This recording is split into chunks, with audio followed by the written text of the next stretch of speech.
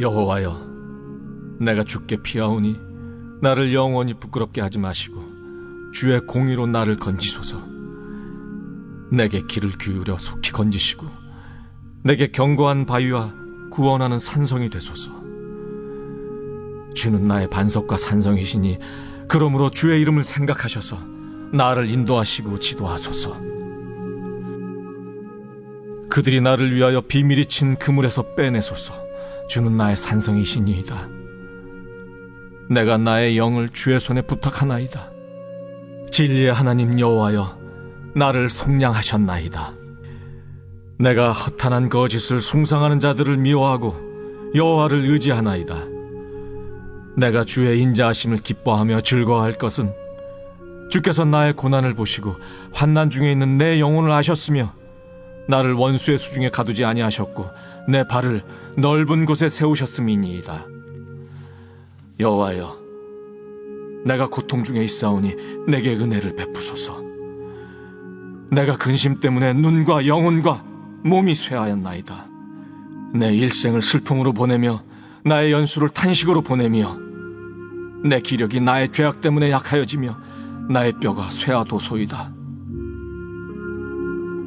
내가 모든 대적들 때문에 욕을 당하고 내 이웃에게서는 심히 당하니 내 친구가 놀라고 길에서 보는 자가 나를 피하였나이다.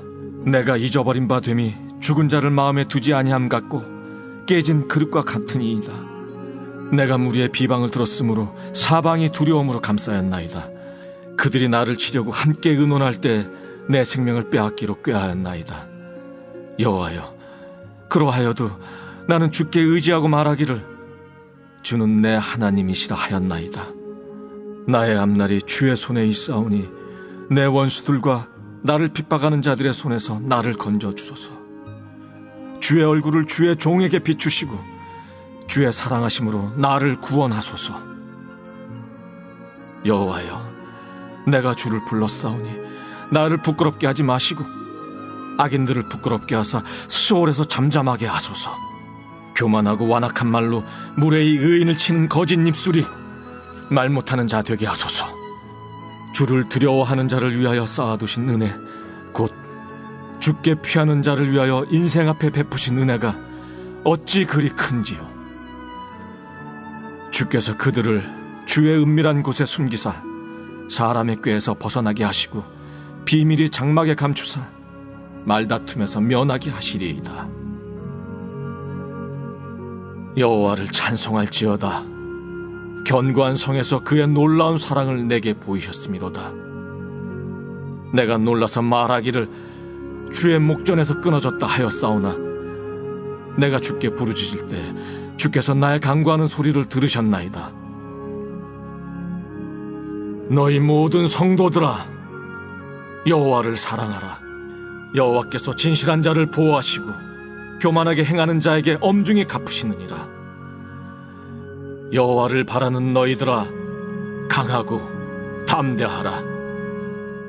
할렐루야. 우리는 계속 지난주에 이어서 시편 31편을 통해서 신앙인이, 믿는 사람이 이 땅에서 압박과 스트레스를 받을 때 어떻게 대처해야 하는지를 배우고 있습니다.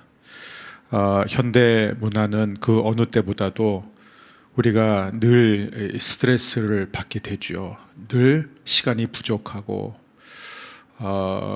뭔가에 쫓기는 삶, 일정에 쫓기는 삶, 우리는 그런 삶에서 벗어나기가 어렵습니다. 시편 31편은 인간이 겪을 수 있는 온갖 스트레스와 압박을 겪고 있었던 이 다윗이 몸과 마음이 병들어 가 있는 상태에서 하나님 앞에 부르짖는 기도를 담고 있습니다. 그래서 이 시편이야말로 오늘 이 땅에 살아가면서 온갖 감정의 시험, 또 현실과 관계 안에서 압박을 받는 우리에게 매우 실제적인 도움이 되는 것이죠.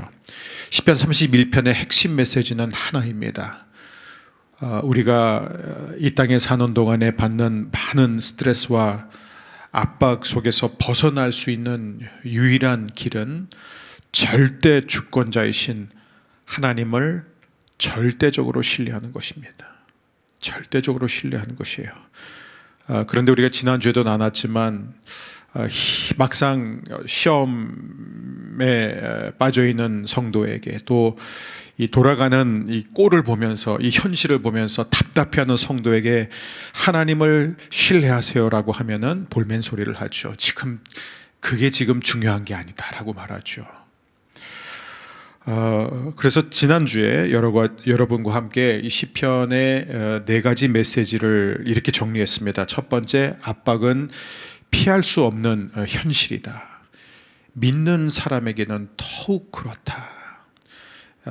이 부분에 대해서 지난주에 자세히 나눴습니다. 4가지를 나눴습니다. 이 부분에 대해서 첫 번째 뭐냐면 압박에서 오는 이 갖은 감정은 믿음이 좋은 사람도 예외가 아니다. 아무리 믿음이 좋아도 우리가 힘든 일을 겪고 힘든 상황에 처해지게 되면 부정적인 감정, 절망과 수치심과 이 답답함과 이 분노를 다 경험하게 된다는 것이죠. 두 번째, 압박이 오기 전에 대비해야 한다. 압박이 올 때 시험 속에서 우리의 믿음이 자라나는 것은 분명하지만 그러나 자라날 수 있는 그 믿음이 언제 생겨나느냐? 시험이 오기 전에 평소에 우리가 얼마나 말씀을 가까이 하느냐, 얼마나 기도 생활을 충실히 하고 있느냐에 의해 결정이 됩니다. 세 번째, 이 압박이 내 죄 때문이라도 우리는 죽게 피할 수 있다. 이 다윗이 정말 힘들었던 이유가 뭐냐면 계속해서 이 사람들의 비난과 조롱거리가 되어 살고 있었지만 그들의 이 조롱과 비난이 근거가 없지 않았기 때문에요. 모두 다 자기가 근거를 제공했습니다. 그만큼 다윗은 잘못을 많이 했어요. 그럼에도 불구하고 누구든지 주님을 바라보면, 주님을 의지하면 주님께서 그분의 피난처가 되어 주십니다. 네 번째 우리가 본 것은 하나님은 우리가 감당할 수 없는 시험, 압박은 결코 허락하지 않으신다. 이 부분에 대해서는 여러분이 혹시 지난주 말씀을 듣지 않은 분들 혹은 들었지만 잘 기억이 나지 않는 분들은 다시 한번 들었으면 좋겠습니다. 이제 오늘은 여러분과 제가 시편 31편의 이 2번째, 3번째, 4번째 메시지를 중심으로 여러분과 은혜를 나누고자 합니다. 2번째는 무엇이냐? 우리 함께 읽겠습니다. 절대 주권자 하나님은 심한 압박 속에 있는 자녀에게 바위 같은 피난처이시다. 다윗은 이 시편에서 하나님의 어떤 다양한 속성들을 계속해서 고백하고 있습니다. 그런데 여러분, 여기서 다윗이 가장 집요하게 반복적으로 고백하고 선포하고 있는 하나님의 속성은 무엇일까요?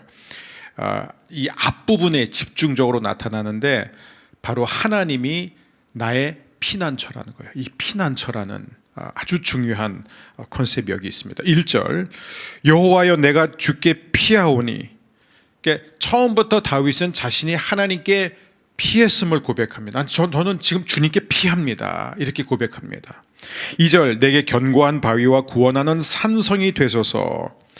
하나님이 자신의 바위요 또 자신의 산성이 되어달라고 요청을 합니다. 그 다음에 3절, 주는 나의 반석과 산성이시니. 요청한 다음에 다시 하나님이 자신의 바위고 자신의 산성이심을 또다시 고백하고 선포하는 것이죠. 4절, 주는 나의 산성이시나이다. 또 다시 하나님이 자신의 산성이심을 고백하고 있습니다. 이런 고백들이 계속 반복되는데 20절에 가서는 자신의 피난처를 바위, 반석, 산성이라는 표현 대신 뭐를 쓰냐면 주의 은밀한 곳, 이렇게 표현을 바꿉니다. 자, 우리가 이 시편을 쭉 읽어나가면 하나님에 대한 이런 다양한 표현들이 등장하는데 메시지는 동일해요. 계속 같은 메시지예요. 하나님은 스트레스와 압박을 받는 자신의 자녀를 위한 피난처다. 이게 변하지 않는 메시지예요. 우리가 언제든지 피할 수 있는 분이다. 그러면서 다윗은 이 중간쯤에 굉장히 중요한 고백을 하나 합니다. 그게 바로 15절이에요. 함께 읽습니다. 나의 앞날이 주의 손에 있사오니. 근데 이게 한글로 그냥 읽으면 마치 이 다윗이 자신 개인의 시간, 개인의 인생을 하나님께 드리는 것처럼 우리가 이해할 수 있지만, 사실 이 고백은 뭐냐면 자신뿐만 아니라 이 땅에 있는 모든 사람들, 그리고 모든 세대의 시간이 하나님의 손에 있다라는 고백이에요. 이 동일한 표현이 다니엘서 2장에 등장하게 되는데, 그때도 모든 시대, 모든 때, 모든 왕들과 왕권을 세우기도 하시고 허무기도 하시는 그 하나님을 가리킬 때 사용되는 거예요. 그러니까 지금 다윗이 무슨 얘기를 하는 거냐면, 하나님은 지금 이 하늘 이 보좌의 이 가장자리에 앉아서, 이게 살짝 걸터 앉아서 이 땅에서 계속되는 불순종과 인간의 반역을 보면서 하나님이 손톱을 물어뜯고 계시는 분이 아니라는 것이죠. 이 하나님의 이 목적, 하나님의 계획, 하나님의 시간표에 대해서는 그 누구도 조금도 틀어버릴 수 없다는 것입니다. 이 하나님은 모든 역사를 완벽하고 치밀한 계획을 갖고 진행하고 계신다는 거예요. 그러니까 하나님은 모든 시대, 모든 시기에 역사하고 계심을 고백하는 게 이 다윗의 고백입니다. 그러니까 무슨 얘기냐면, 지금 내가 처해 있는 이 상황에 대해서, 내가 겪고 있는 이 모든 일들에 대해서 하나님이 너무나 잘 알고 계신다는 거예요. 그런데 왜 하나님이 당장 일을 하시지 않느냐, 당장 이 현실을 바꾸시지 않느냐? 왜냐하면 하나님은 언제나 우리의 최선만을 위해서 일하시는 분이기 때문이다. 이게 시편 31편의 핵심 고백입니다. 그러므로 시험이 찾아오고 위기가 닥쳐올 때 우리는 반드시 한 가지를 알아야 돼요. 그게 뭐냐면, 하나님은 잠들지도 않고 휴가를 떠나시는 졸고 주무시는 그런 하나님이 아니라 절대 주권자 하나님이시다. 그래서 믿는 사람은 어떤 시험과 위기를 만나도 이 하나님의 절대 주권으로 인해서 평안과 쉼을 누릴 수 있어야 된다. 근데 왜 하나님은, 다시 얘기하지만, 왜 이 힘든 상황이 지속되고, 다윗 같은 경우에는 지금 자신이 죄를 지었던 시기가 이제 한참 지났음에도 불구하고 계속해서 그 힘든 상황이 지속되고 있는 거잖아요. 근데 우리가 지난주에 배우지 않았습니까? 하나님은 우리가 진심으로 죄를 자백하고 회개하면 그 자리에서 죄를 깨끗이 용서해 주시지만, 우리를 씻어 주시지만, 죄의 결과는 지속되게 하십니다. 일정 기간 동안 죄의 결과를 계속 지속되게 하는 거예요. 너 잘못했으니까 좀 당해봐라, 그게 아니라 다윗의 최선을 위해서예요. 죄가 가져오는 그 파괴력이 무엇인지 알아야만 인간이 죄를 멀리할 수 있기 때문입니다. 다윗을 사랑하기 때문이에요. 그래서 결국 하나님은 우리로 하여금 오직 주님의 절대 주권적인 날개 아래 피해 있어야만, 그것만이 완전한 구원의 장소, 승리의 장소라는 것을 깨달을 때까지는 절대로 시험을 거두시지 않습니다.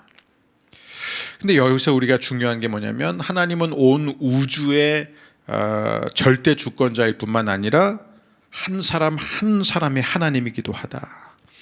그러니까 하나님이 지금 다윗을 얼마나 세심하게 지켜보고 계시는지, 그의 삶이 얼마나 깊이 관여하고 계시는지 여기서 또 고백이 나타나고 있습니다. 그런 의미에서 어떤 학자는 시편 31편은 모든 시편들 가운데 가장 친밀한 시편이다, 이렇게까지 표현합니다.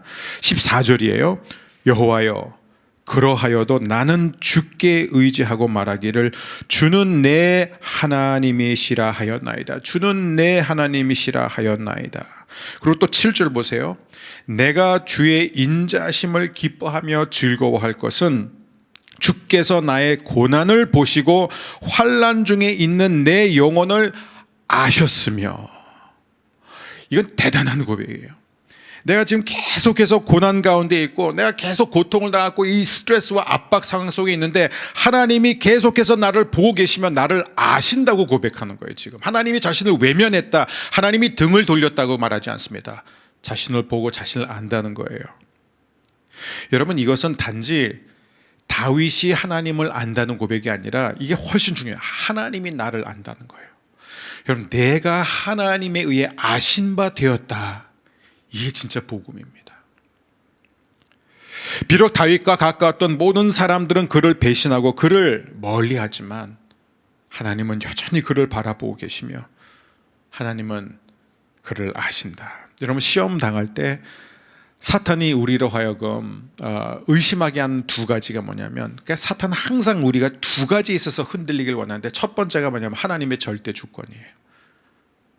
그래서 믿는 사람이 어려운 일을 겪게 되면 이 하나님의 절대 주권에 대한 믿음이 굉장히 흔들립니다. 근데 두 번째가 뭐냐?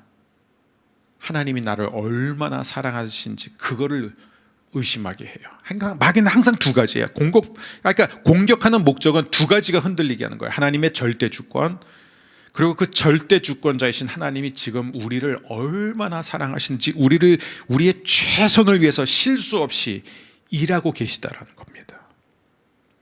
다윗은 다음과 같이 고백하죠. 22절 우리 함께 읽을까요? 내가 놀라서 말하기를 주의 목전에서 끊어졌다 하였사오나 내가 주께 부르짖을 때에 주께서 나의 간구하는 소리를 들으셨나이다. 끊어진 것처럼 느꼈습니다. 다윗도. 그렇죠? 그런데 그가 하나님께 부르짖으니까 하나님께서 자신의 소리를 들으셨다. 자, 베드로는 다윗과 비슷한 환난과 핍박을 받고 있었던 소아시아 교회 성도들을 향해 편지를 쓰면서 뭐라고 말하죠? 아주 중요한 표현을 쓰는데 베드로전서 5장 7절입니다. 우리 함께 읽습니다. 너희 염려를 다 주께 맡기라. 이는 그가 너희를 돌보심이라. 여기서 굉장히 중요한 게 다예요. 다. 너의 염려를 전부 다 빠짐없이 하나님께 맡겨야 된다. 왜냐하면 그 다음에 영어 성경에 이렇게 돼 있어요. Because He cares for you. 하나님이 우리를 사랑하신다라는 거예요. 하나님이 우리에게 너무나 큰 관심과 그 깊은 사랑으로 우리를 보신다는 것입니다. 그래서 베드로는 먼저 이 얘기를 한 다음에 시험을 통해서 우리로 하여금 하나님을 시험하게 하는, 하나님을 의심하게 하는 마귀를 대적하라고 바로 말하고, 마귀를 대적하라고 말하자마자 뭐라고 권면하냐면 베드로전서 5장 9절에서 11절 우리 같이 읽습니다. 너희는 믿음을 굳건하게 하여 그를 대적하라. 이는 세상에 있는 너희 형제들도 동일한 고난을 당하는 줄을 알미라.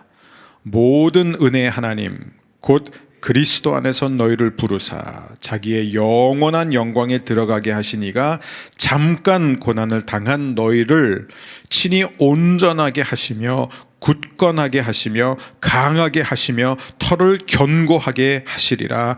권능이 셋에 무궁하도록 그에게 있을지어다. 아멘. 이 말씀이 얼마나 힘 있는 약속인지 모릅니다. 하나님의 이 절대 주권에 대해서 우리에게 약속하고 있습니다. 자, 그렇다면 우리는 자연스럽게 이런 질문, 이런 생각이 들 수 있죠. 아니, 하나님이 절대 주권자시라면 하나님이 모든 세대, 모든 통치자들을 다 지금 완벽하게 통치하고 계시다면 왜 계속 이런 일들이 일어나고, 그때 두 번째, 그럼 내가 할 일이 뭐냐 이거예요. 내가 할 일이 뭐냐?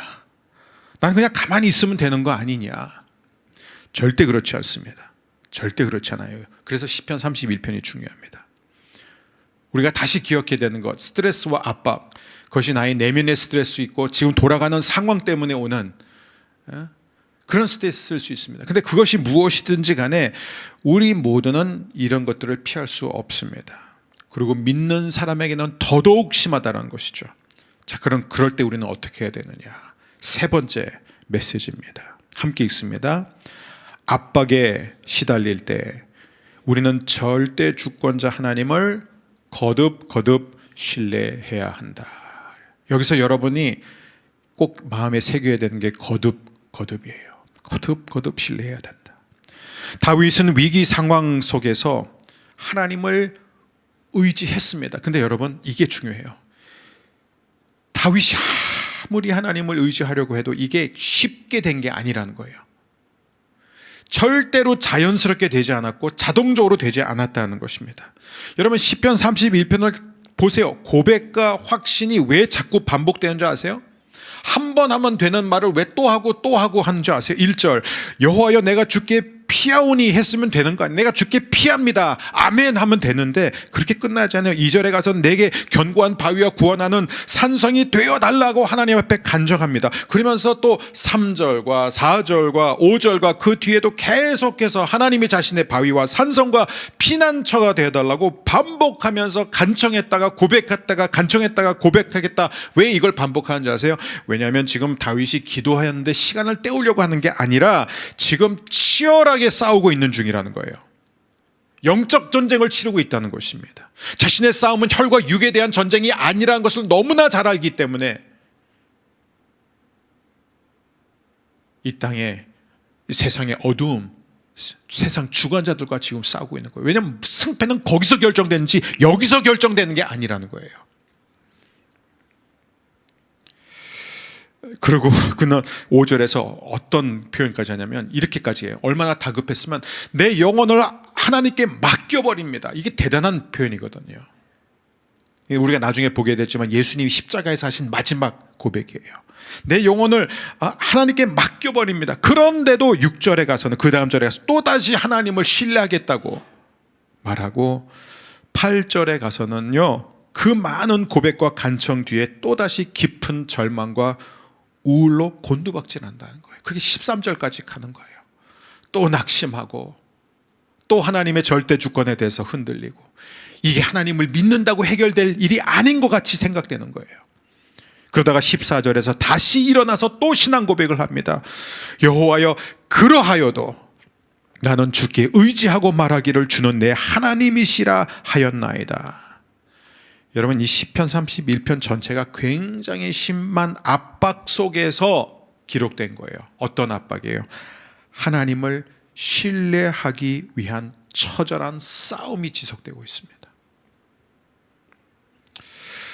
근데 이런 생각 들 수 있어요. 아니, 어차피 우리가 믿는 사람 아니냐. 그럼 하나님의 자녀는 우리의 힘으로 해결할 수 없는 시험과 스트레스를 받을 때 당연히 하나님을 의지할 수밖에 없지 않느냐. 왜 이 당연한 얘기를 시편 31편을 통해서 우리에게 주고 있는가.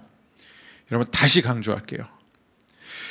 결코 하나님을 의지하는 것, 하나님의 절대 주권을 믿는 게 자동적으로 되는 게 아니라는 것입니다. 다윗은 이 치열한 싸움을 하면서 6절에서 굉장히 의미심장한 말을 하는데요, 이렇게 말합니다. 내가 허탄한 거짓을 숭상하는 자들을 미워하고 여호와를 의지하나이다. 여러분, 왜 이런 말을 했냐면 허탄한 거짓을 숭상하는 자들을 미워한다. 왜냐하면 많은 사람들이, 실제로 다윗의 많은 시편들에게 나와요. 평소에 좋을 때는 하나님을 믿는다 그러고 하나님의 주권을 신뢰한다고 말하지만 막상 힘든 일이 터지고 그 힘든 일이 지속이 되면, 위기 상황이 계속해서 끊어지지 않으면 우상으로 돌린다는 거예요. 즉 세상적인 방법과 대책으로 대처하기 시작한다는 거예요. 이게 기독교 역사를 보면 반복되는 일입니다. C.S. 루이스는 스크루테이프의 편지에서 이 마귀가 가장 즐겨 쓰는 전략이 뭐냐면은 믿는 사람들 하여금 이 땅에서 계속해서 세상적인 집회를 하도록 부추긴다라는 거예요. 그게 C.S. 루이스가 한 말입니다. 존 칼빈은 시편 주석서에서 이 시편을 주석하면서 이렇게 씁니다. 이 땅의 많은 것들이 우리를 힘들게 할 때 100명 중 단 한 명이라도 자신의 생명을 하나님의 손에 완전히 맡기는 경우는 드물다. 우리를 가장 두렵게 하는 것은 하나님을 완전히 신뢰하는 것이기 때문이다. 여러분, 저는 사실 제가 굉장히 하나님을 그래도 나름대로 신뢰한다고 생각하고 하나님의 절대 주권을 믿는다고 생각해 왔습니다. 그런데 저는 다시 시편 31편을 묵상하면서 제 자신을 돌아보게 됩니다. 내가 정말 하나님의 절대 주권을 신뢰하고 있는 게 맞는가? 아마 우리는 대부분 안 하는 그 100명 중에서 한 명이야 이렇게 생각할 수 있어요. 그것도 유혹이에요. 네 번째입니다. 하나님을 향한 신뢰는, 이 네 번째가 마지막이니까 이건 큰 목소리로 하겠습니다. 하나님을 향한 신뢰는 열정적인 찬양으로 흘러 넘쳐야 한다. 이 19절을 보게 되면 다윗은 갑자기 뭔가 이렇게 암에서 막 뿜어져 나오던, 막 뭐가 이렇게 부글부글 끓다가 막 분출하듯이 뭔가를 설파하는데 뭐라고 그러냐면, 주를 두려워하는 자를 위하여 쌓아두신 은혜 곧 죽게 피하는 자를 위하여 인생 앞에 베푸신 은혜가 어찌 그리 큰지요. 주의 은혜가 어찌 그리 큰지요. 죽게 피하는 자를 위해 쌓아두신 은혜가 얼마나 큰지요. 그러니까 죽게 피하는 자들이 당장의 어떤 현실은 바뀌지 않았지만 기다리는 동안에, 죽게 피하는 동안에 그를 향한 주의 은혜가 계속해서 쌓여져 가고 있다는 것입니다. 그리고 곧 다시 21절에서 이렇게 표현하죠. 여호와를 찬송할지어다. 견고한 성에서 그의 놀라운 사랑을 내게 보이셨음이로다. 23절 너희 모든 성도들아 여호와를 사랑하라. 24절 함께 읽습니다. 여호와를 바라는 너희들아 강하고 담대하라. 여러분, 다윗이 왜 좀 약간 사이코 같아. 막 이랬다 저랬다가 울었다가 기뻐했다가 막 고백했다가 그다음에 그 고백대로 믿게 달라고 했다가 막 진짜 이게 보면요, 사실 이 심리학적인 관점에서 보면 다중인격자 같아요 진짜. 그리고 나중에 그때 가서는 막 이렇게까지 막 엄청난 기쁨과 감사와 찬양이 막 뿜어져 나온다는 것이죠. 여러분, 근데 보세요. 다윗이 어떻게 이렇게 갑자기 힘차게 주님을 찬양하고 높이게 될 수 있었을까? 시험이 끝났고 위기가 지나갔기 때문에. 다윗을 욕하던 사람들이 더 이상 다윗을 욕하지 않겠다고 찾아와서 무릎 꿇었기 때문이 아니죠. 본편 어디에도 상황이 해결되었거나 조금이나마 해소되었다는 흔적조차 없습니다. 그런데 다윗은 왜 갑자기 이렇게 기쁨이 그 안에서부터 용서슴쳐 올라오면서 그렇게 하나님을 향해 노래를 부르기 시작합니까? 왜냐하면 하나님을 자신의 피난처로 삼고자 했던 이 치열한 싸움에서 다윗이 드디어 승리를 얻었기 때문입니다. 이제 드디어 상황은 아무것도 바뀐 것이 없지만 다윗은 이 극심한 스트레스 상황 속에서 하나님의 품에 안겼다는 거예요. 하나님을 완전히 신뢰할 수 있는 하나님의 절대 주권과 하나님이 나를 얼마나 깊이 사랑하시는지를 100% 신뢰하는 영적 자리에 이르게 되었기 때문입니다. 이루고 아멘하고 끝나면 너무 좋겠지만 이 시편 31편은 굉장히 실제적인 시편입니다. 존 칼빈은 이 승리의 자리로 한번 들어가게 되면 사람이 다시는 흔들리지 않는가? 그렇지 않다. 비록 다윗이 정말 승리의 자리로 갔기 때문에 이젠 다시 흔들리지 않는다면 시편을 다시 쓸 필요가 없죠. 근데 인간은 그렇지 않다는 것입니다. 계속 또 흔들린다는 거예요. 그래서 칼빈은 두 가지 경고를 줍니다. 첫 번째, 우리가 우리 자신의 영혼을 하나님께 완전히 의탁하는 순간부터 하나님의 선하심과 인자하심이 계속해서 우리 안으로 흘러 들어와야 된다. 우리의 영과 혼과 육을 완전히 장악할 때까지 우리는 계속해서 주님을 바라봐야 된다. 그게 무슨 얘기냐면 이 땅에 사는 날 그냥 우리는 평생 계속 주님을 바라봐야 된다. 주님의 절대 주권과 주님이 나를 얼마나 사랑하신지에 대한 그 영적 싸움을 우리는 계속 싸워야 된다는 것입니다.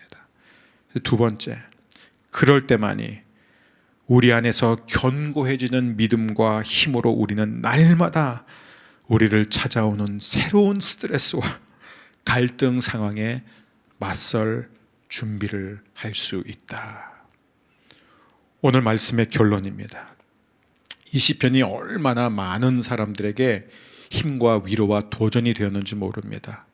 근데 이걸 성경의 인물들만 본다면 특히 이 시편을 인용한 자가 요나예요. 선지자 요나예요. 이 요나가 이 물고기 뱃속에 있었을 때 이 시편을 그대로 옮겨서 고백했습니다. 그게 요나서 2장 8절이에요. 또 평생 이 거절당하면서, 그러니까 40년 넘게 하나님께 순종한 죄밖에 없어요. 그런데 하나님이 너는 가서, 인자야 너는 가서 이 말을 전하라 저 말을 전하라 라고 할 때마다 항상 거절당했던 선지자가 누구예요? 눈물의 선지자 예레미야입니다. 40년 동안 이루 말할 수 없는 스트레스와 압박과 수치심 가운데 살았던 그 예레미야도 역시 자신의 인생의 모토를 이 시편 31편에서 찾았습니다. 여러분 보세요. 예레미야서 6장 25절, 시간이 없어서 다 못 주면 20장 3절, 10절, 46장 5절, 49장 29절, 예레미야 애가 2장 22절. 이게 다 시편에서 나온 기도문들이에요.